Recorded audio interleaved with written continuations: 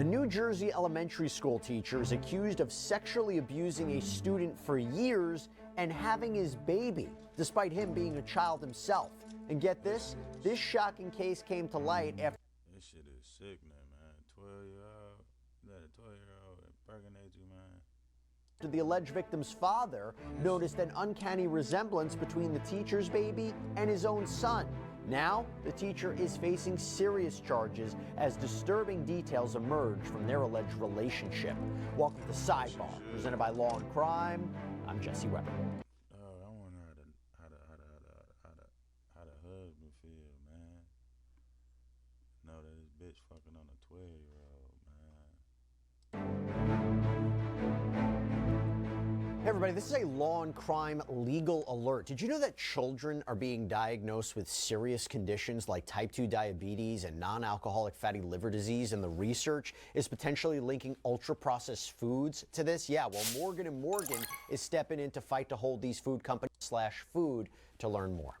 34-year-old Laura Karen was a fifth grade teacher at Middle Township Elementary School out in New Jersey when she was arrested last week for child sex crimes. Prosecutors say she raped a student from 2016 to 2020, starting when he was just 11 years old.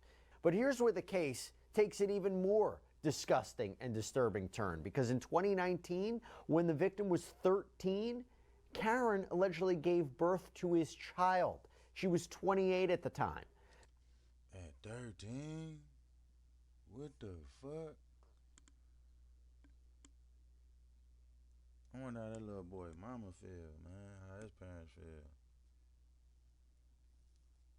She took advantage of that little nigga, man. Man. Dog probably wanted that shit, though. So how did authorities uncover this? How'd they find out about this alleged abuse? This is different. So it all started with a social media post, apparently, because it's being reported that in December of 2024, the victim's father made a Facebook post pointing out that Karen's 5-year-old child bore a striking resemblance to both himself and his son, the alleged victim in this case.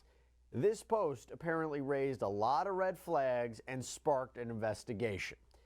We have a lot to get into. I want to talk about this more. I want to bring on former prosecutor and current sexual misconduct investigator Dan Shore, who's also the author of 2 books. Am I right, Dan? What are the titles of those books, in case people? Yeah, one is called Final Table, which came out a couple of years ago, and I have a new novel coming out in August that'll be distributed by Simon & Schuster. It's called Open Bar. They're both about sexual misconduct issues, and you could find them Amazon, anywhere else that books are sold.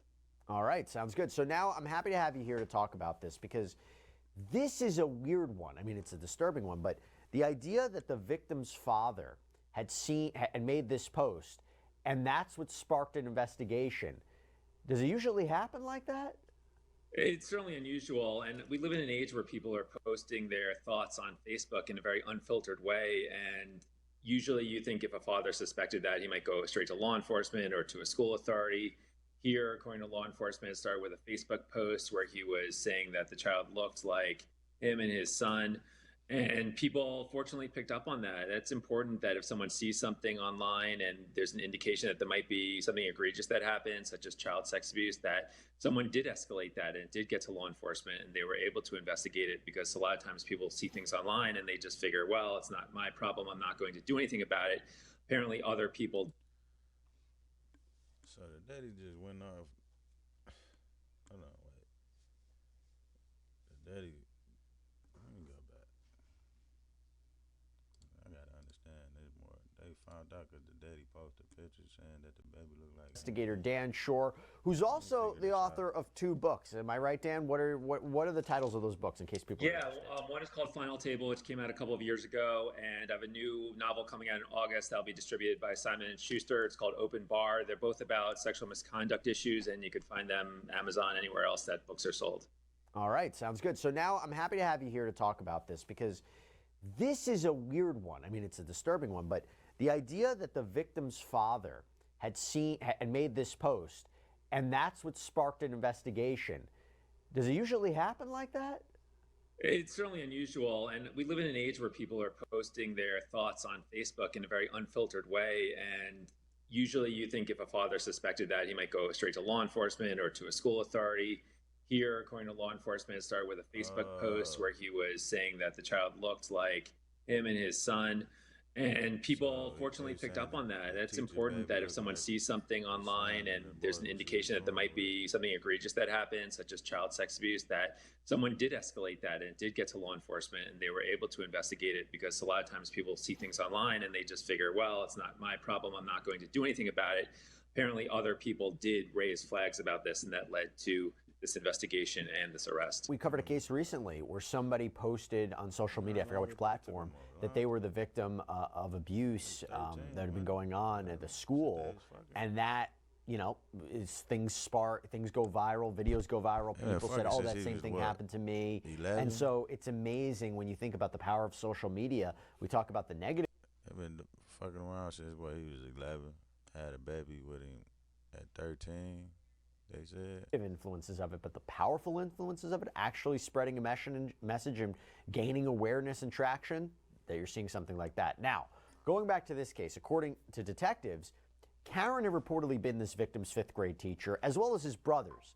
And she reportedly befriended their parents, gained their trust, even offering to babysit the couple's 3 children at her home, which is what we're about to get into, is where much of this abuse happened. Dan, do you usually see that where somebody will befriend the parents, you know, as a way to get into that household, or bring the children into their environment? You know, you go after the parents, you go after the family, and that becomes even more concerning about who do you trust? Yeah, it's some teachers. Absolutely. I think the stereotype in society. Some teachers back in our days used to do that, but they weren't doing no shit like this, man. For parents is to worry about the child being grabbed in a park by a stranger or on a playground, and there's this stranger danger that if I turn my head for a few seconds, my child's going to be taken or something dangerous is going to happen.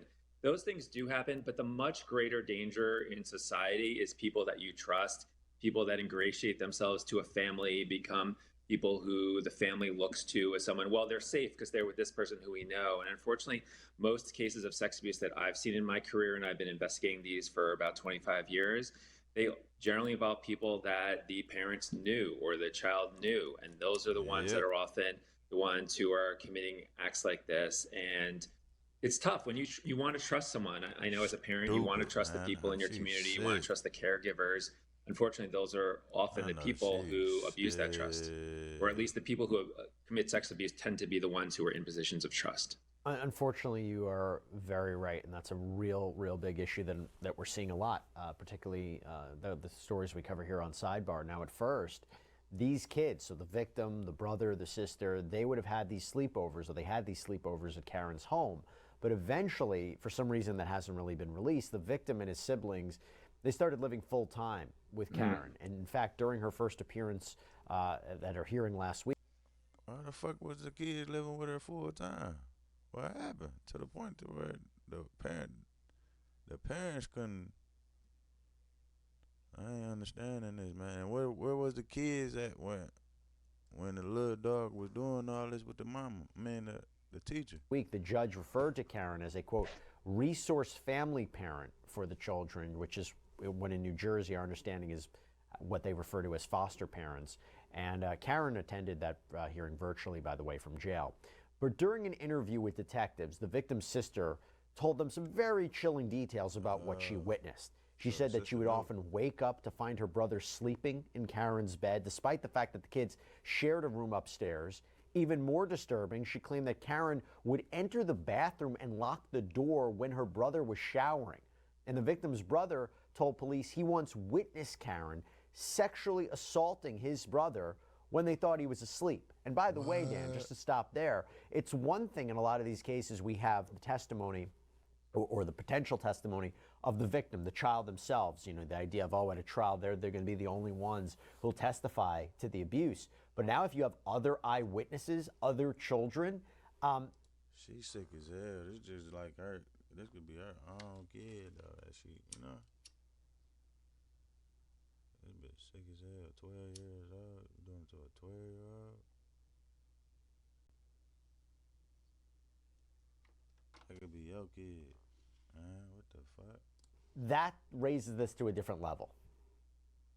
Definitely, because child sex abuse generally does happen with no one else around. So it is hard sometimes to prove those cases. And of course, this defendant, all defendants are innocent until proven guilty. We'll hear as this case proceeds what her defense is. But certainly having another sibling who's saying that they witnessed something, including the actions that you described, that supports the allegations here in a significant way. Now, from the defendant's side, they'll have to demonstrate if they decide to contest these charges, why the sister might be saying that if it's not true. But if it is true, that certainly corroborates the allegations. And we have a child here who is supposedly the biological son of. And listen, man, the brother and the sister ain't both saying the same shit. They ain't lying. The abuse victim. So just DNA testing from that will certainly prove that there was sex abuse that occurred, since the son was underage, and underage in a very significant way. This isn't someone who is just barely underage. This is someone who is very underage, very young. And if this is true, this was a significant violation of trust and very damaging to that child. Yep, 100%. You can't forget. It's so disturbing to say, but that baby is not only a living child who is now born into what is a very difficult set of circumstances, but also is now a key piece of evidence. Think about it like that. So going back to what I mentioned before, one of the siblings also claimed that after that baby was born, the victim moved into Karen's bedroom permanently. When interviewed by police earlier this month, the victim, who's now an adult, confirmed that there was a sexual relationship with his former teacher. He said that he had remained in contact with Karen up until his father's Facebook post in December.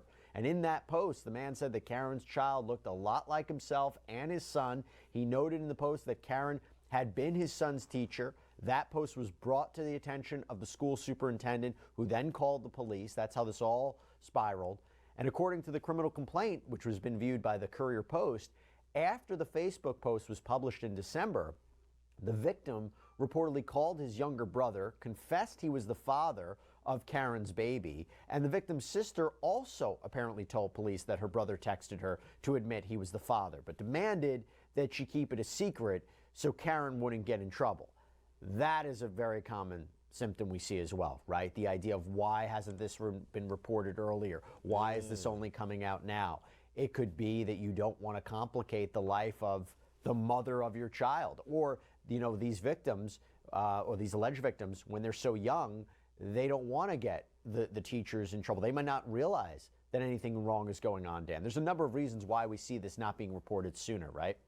Yeah, we see that victims of sex abuse of all ages, including adults, there's misplaced self-blame. There's sometimes affinity towards the abuser because they did have an intimate relationship together, and they may feel they don't want to get them in trouble. Also, if you just think about society, what do we tell kids all the time? Trust your teachers, listen to. Man, he probably ain't wanting to tell him because he probably wanted the shit to happen. Now that he got the lady pregnant and shit, now it's like, I don't know. This shit crazy. To your teachers, don't talk back to your teachers, right? So children are raised to think, well, my teacher can do no wrong, they're good people. And if the teacher is grooming them and taking advantage of that grooming and that trust to sexually abuse them, a lot of children may not understand what's wrong, what's right, or if they do, they're afraid of retaliation, they're afraid of getting in trouble. Very often, we don't know about this case in particular, but a lot of times the abusers of underage people will say to them, if people find out, you will get in trouble, you'll be punished, you'll have severe consequences. And that can really ring true to somebody who's afraid to speak up. So what do we know about Laura Karen? Well, she was apparently raised in Pennsylvania, attended Cabrini University, which has since closed down. She played on the school's women's basketball team, studied elementary education according to the university's basketball roster. She started working at Middle Township Elementary School number 2 in 2014, not long after graduating. This is according to New Jersey pension records. And the school district says that Karen has been placed on paid administrative leave pending the investigation. In a statement, Superintendent Dr. David Salvo said, when the district was first advised of the allegations, the staff member was immediately placed on and continues to be on paid administrative leave. And Karen is currently being held at the Cape May County Correctional Facility. I'll talk about what happens if she's convicted, but the school face any liability here, Dan? It depends what they knew. If they knew that something was going on, or if they failed to have appropriate policies and procedures to protect this child, then there could be liability. It it really depends on their response, how involved they were with policing, what their teachers were doing, where the misconduct happened. Did it all happen away from the school, or did anything happen on school grounds? Those are some of the factors that lawyers would look at when determining whether there's liability here for the school. So it's not just if they knew, it's should they have known. That's also a fair assessment too, right? Right. If it was reasonable for someone to know, if for instance, if other people had reported suspicions and nothing was done with those suspicions, and we see that with other schools. I investigate educational, institutional sex abuse, in a lot of places, and very often there's rumors going around, and rumors may be not true, but rumors may be something that a school should look into to see if there is veracity behind them. And sometimes schools don't, and that can often lead to liability. That you heard a lot of people talking that something bad was happening and you didn't take steps to follow up on that. So we don't know what the situation was here, but I'm sure there'll be an investigation to look into that.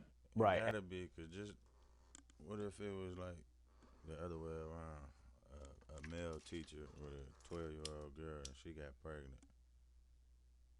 It should be the same shit, man.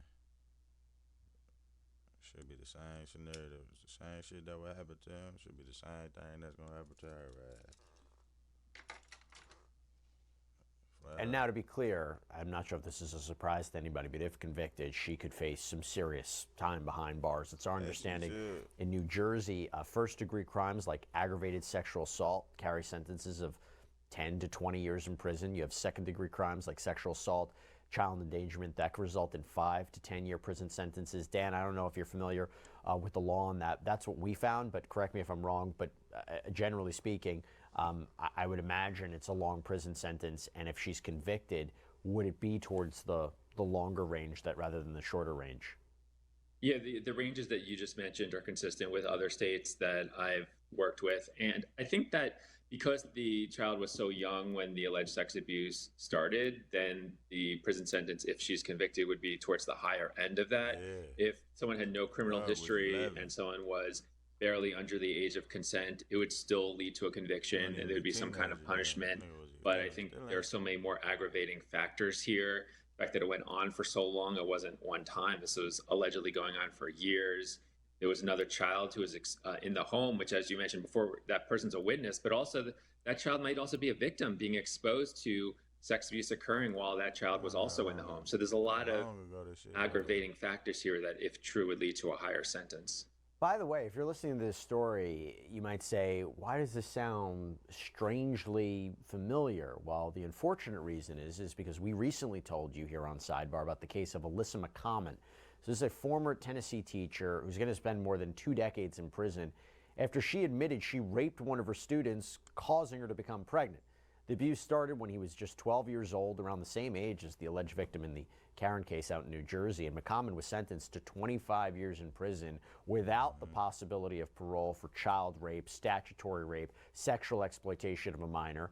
Her case, McCommon's case, made headlines, especially because of all the twists and turns and the shocking details. According to a police investigation, McCommon worked as a 5th grade teacher, just like Karen, and then a 4th grade teacher at Tennessee elementary schools.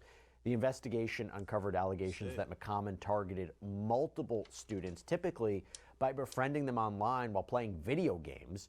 She then used social media to convince the children to send nude photos and engage in sexual activities. It's believed that McCommon abused as many as 21 children.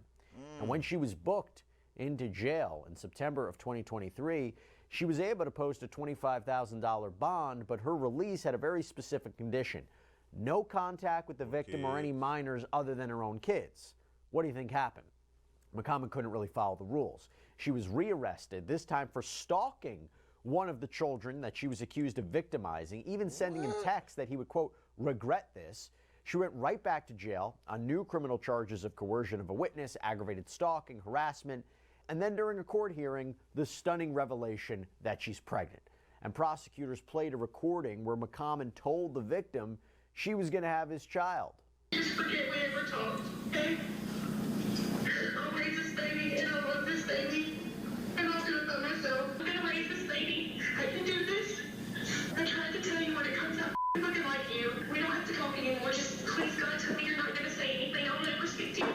mentioned, we talked about DNA testing before. The DNA testing later proved that McCommon was indeed pregnant with the victim's child. And it was later revealed by the district attorney that the mother of the victim has custody of this grandchild. So in addition to 25 years in prison, the judge ordered that McCommon has to register as a violent sex offender, can't have any contact with the victims, and of course her teaching license was also revoked. You know, Dan, I'll give you an opportunity to talk about that case, but I also wanted to ask you, what happens to the child in these circumstances? Would it be that the child then goes to live with the victim in this case, this young man who's now an adult? I mean, going back to the Karen case, what usually happens to the children who are conceived during the course of sexual assaults? It's another really challenging part of this, because the person who is in prison obviously is not going, and allegedly, or maybe once they're convicted, not just allegedly, committed sex abuse, they're not going to be given custody for a child like this. Maybe they'll get some visitation. And the other person who is... This shit got it, man. These motherfuckers, this what these teachers out here doing nowadays? Tearing these little niggas' ass up, man. Minor, when the sex abuse happened, even if they've reached an age where they're an adult, they still might not be in a position in life to raise a child, right? Even just because someone reached the age of 18 or early 20s, they may not be ready to start caring for them. So sometimes you look for other family members, maybe a grandparent, uncle, but it is really challenging to find someone who could give that person a stable home when they were brought into this world in such an unstable, challenging way. What would be her defense, by the way? You mentioned it before that they might come up with defenses, maybe say that the victim in this case, the siblings are all lying. But again, the DNA test of the baby would be pretty conclusive. Tell me what possible defense, other than, I guess, pleading guilty? Yeah. Right. Well, certainly if there's DNA showing that the child is the biological child of the two people and one is underage, that you can't contest that in a serious way. Maybe you can contest some of the aggravating factors. Maybe the defendant can say that it wasn't really going on for as long as the other person said it was, that it was a 1 or 2 time thing. If there's another sibling or another witness who's corroborating some of this, you have to, if the defense attorney would probably try to come up with a strategy to say what's their motivation to fabricate. But it's really challenging. Again, you have DNA, you have another witness in the case that we've been talking about. That's really hard to contest. So the defendant could plead guilty and ask for a lighter sentence. It would be tough with all the aggravating factors to get a light sentence, but maybe they could reduce some prison time in exchange for pleading guilty and not making the victim go through a trial. I don't know. Really, really disturbing case. But Dan Shore, thanks for coming on, breaking it down with us. Really appreciate it. It was great talking with you. Thank you. Also, one more quick update for you in this case. So after a pretrial detention hearing today, Karen was actually released from jail while her case moves forward, and her next court appearance is scheduled for the end of February. We'll keep an eye on it. And that's all we have for you here on this episode of Side. What y'all think should happen, chat? Y'all think, oh boy, y'all think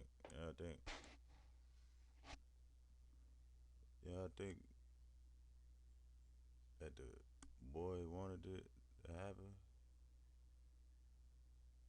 Yeah, I think old girl should get 25 to life, which I think she should get. That shit been happening since little nigga was 11. She was grooming me, man. Yeah. She was grooming dude. And then the other lady who was stalking, that shit got it, man. She should have got, man, listen, man. I ain't gonna even say it. But yeah, hit that like, comment, subscribe button, man.